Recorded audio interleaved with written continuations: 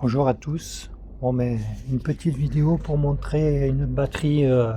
Bon, là en l'occurrence c'est une Kubota, mais ça pourrait être une Pelink ou autre marque pour appareil électroportatif type taille EE, lagueuse et sécateur. Bon, sécateur non, c'est d'autres batteries, mais bon, d'autres. Donc taille EE sur perche, taille EE court et lagueuse. Donc bon, là c'est les anciennes batteries, c'est les 2016. Bon, alors là c'est une batterie qui a été, je sais pas si on voit bien, mais bon, on a les, c'est une batterie qui a été mise en court-circuit volontairement. Donc on a les broches là, on voit les deux broches du bas qui ont été cassées. Et je pense qu'il y a dû y avoir, on voit bien ces deux broches là, hein, celle où il y a le doigt là.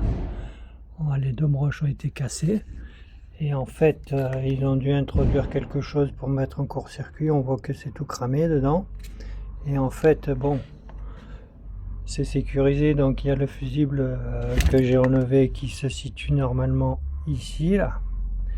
Donc le fusible est là, bon, il a fait son boulot, hein, il a cramé, mais bon, on voit quand même que tout le faisceau électrique et la carte de gestion, eh ben, elle a cramé. Bon, après, tout ce qui est accu, ça a été préservé quand même, donc c'est bien conçu.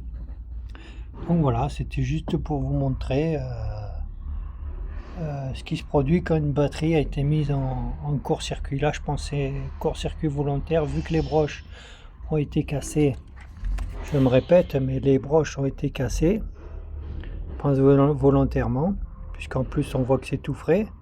Il y a un détrompeur, donc vous pouvez pas vous pouvez pas vous tromper pour rentrer la fiche.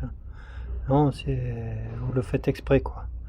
Donc voilà quoi. Donc batterie de matériel électroportatif qui a été mise en court-circuit. Bon bah là les HS, hein, il faut changer la carte, il faut changer le faisceau, il faut contrôler tout, il faut que ça parte en usine parce que il faut être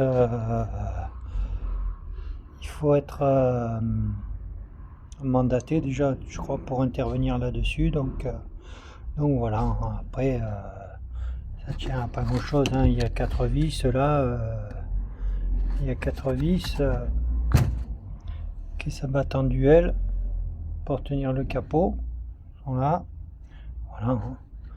On fait quoi? On fait une visseuse avec l'embout, avec les embouts, et puis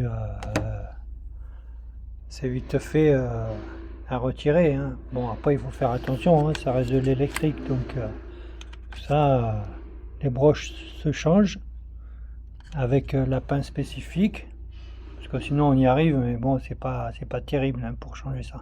Il faut être accrédité pour intervenir là-dessus. Voilà, puis après pour le reste, hein, on voit bien. De toute façon on peut rien faire. Les vis qui sont là, c'est des vis indesserrables, donc ça doit partir en usine pour toute intervention là-dessus. Voilà, j'espère que la vidéo vous a plu, qu'elle n'est pas trop longue, que j'étais assez clair. Donc si la vidéo vous a plu, n'hésitez pas à liker et éventuellement à vous abonner. Merci à tous, bonne journée.